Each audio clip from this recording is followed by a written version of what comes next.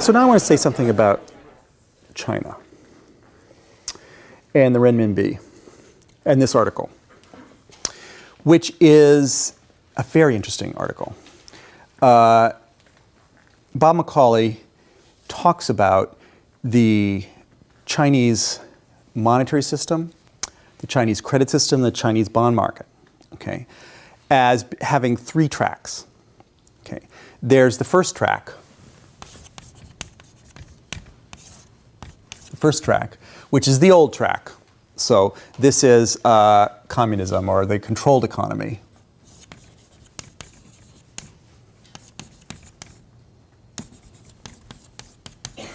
And there's a lot of this still, okay, where banks are told who to lend to and at what interest rate. You know, this is just a decision about allocation of resources, and it's not being driven by market incentives or whatever. That's the first track.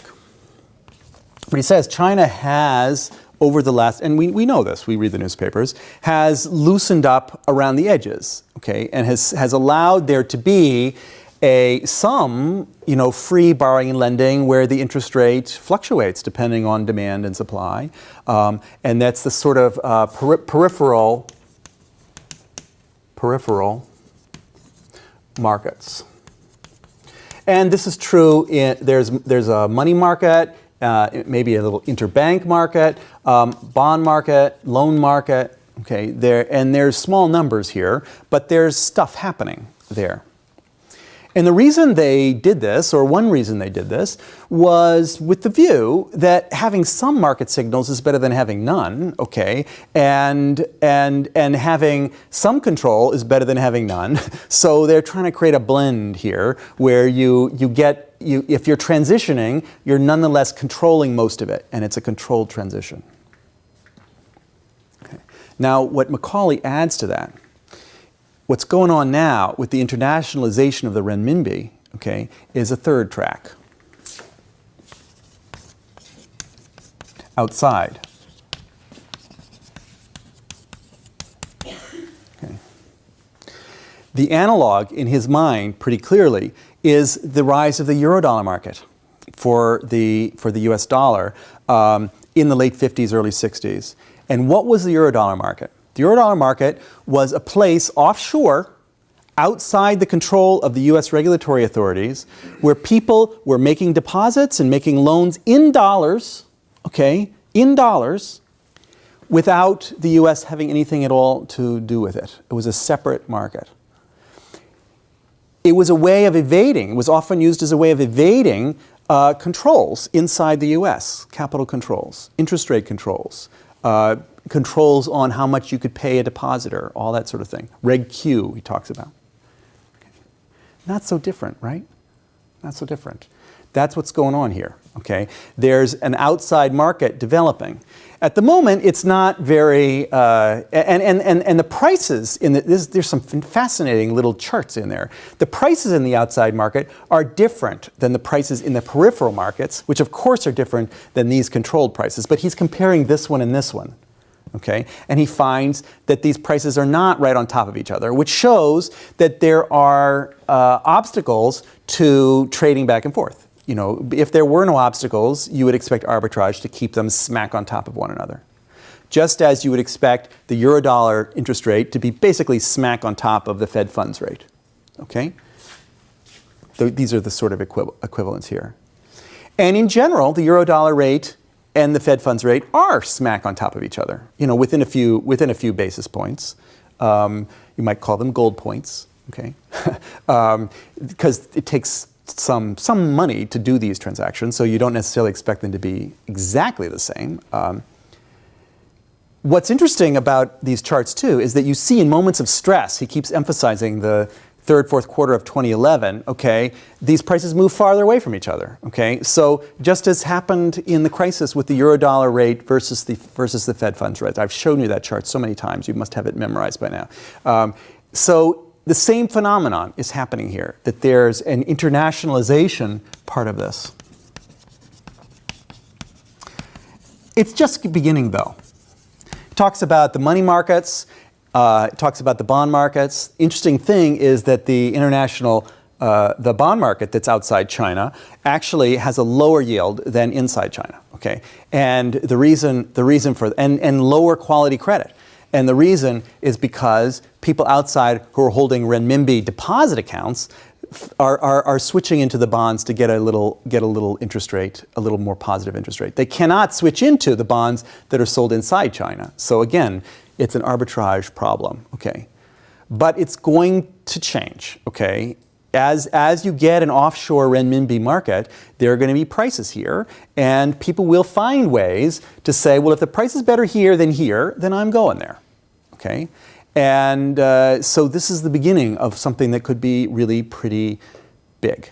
Okay, and so far the Chinese authorities seem to be allowing it. Okay, more or less in the same way that they allowed this. This track 2. Okay. This is potentially a much bigger deal, right? Because you can't kind of turn this off so easily once it's developed. And the analogy, and behind the scenes, of course, in all of this discussion, whenever he talks about the eurodollar market, you're talking about the renminbi as a world reserve currency. The notion that and why? Because China is a surplus country. Okay. And if you're a surplus country, that means everyone has to make a payment to you, okay? And the survival constraint is asymmetric, okay? If everyone has to make a payment to you, your liabilities are money, period. Your liabilities are money. And that's the way it was for the US after World War I and after World War II. And it's not true anymore that everyone has to make a payment to the U.S., but we have this international eurodollar market that doesn't have that much to do with the balance of trade of the U.S. Okay, and we will see what happens with the renminbi, whether they're exploring this. I like this article by McCauley because it shows in the most dramatic way, okay, what we're dealing with here in foreign exchange, which is it's a relationship between the state and the market. Okay, it's a relationship that is negotiated and is going to be different in different countries. Okay, in the United States, the central bank basically doesn't screw with the exchange rate. The dollar, it allows the private market to work. So in the United States, if the United States was a surplus, was on one side here, this stuff works pretty well, because there's very deep markets in everything with a dollar on one side of it, in spot markets and also forward markets. Okay, in other countries, there are no dealers making these markets, and so it's central banks that are making these markets. The state is in there from the beginning. Okay, and there's all ranges in between. Okay, is the point. So there are these different kinds of cases. And what I'm trying to help you see is these aren't, it's not as if they're ideological choices. A lot of them is about where you are as a country in the hierarchy of international money. If you're near the top, you're going to look like that. Okay, if you're near the bottom, you're going to look like that. Okay, and if you're somewhere in the middle, it's going to be a hybrid. Okay, that foreign exchange is inherently hybrid. Inherently hybrid. It's where states meet states and markets meet markets, both. Okay, and that's what makes it, as I say, this is sort of in a way the hardest lecture of the whole semester. Okay, because of that. That's why, because it's conceptually there are more wheels turning than in any other lecture. In order to make this go. But once you've mastered this, you've mastered something that will serve you in good stead for a long time, because it will help make sense of things that otherwise seem random, or you hear all these arguments about, oh, the central bank shouldn't intervene because that's going to make markets inefficient. Well, that could be true, okay, but it also could be not true, okay? It kind of depends. And now we know how to think about that, okay? Or, no capital controls are always bad, or whatever. It's not, there's no general rule about these matters. Once you understand the way the system works, that it's inherently a hybrid system, and there's no necessity for the prices to be equal to their efficient levels. the abstraction from liquidity that is so characteristic of economists, economists of all political stripes, by the way. This is not a left-wing argument or a right-wing argument. Everyone abstracts from liquidity. Everyone, okay? And, but liquidity doesn't abstract from them. The survival constraint is a real thing, and people have to solve this problem every day. And this is how they solve it.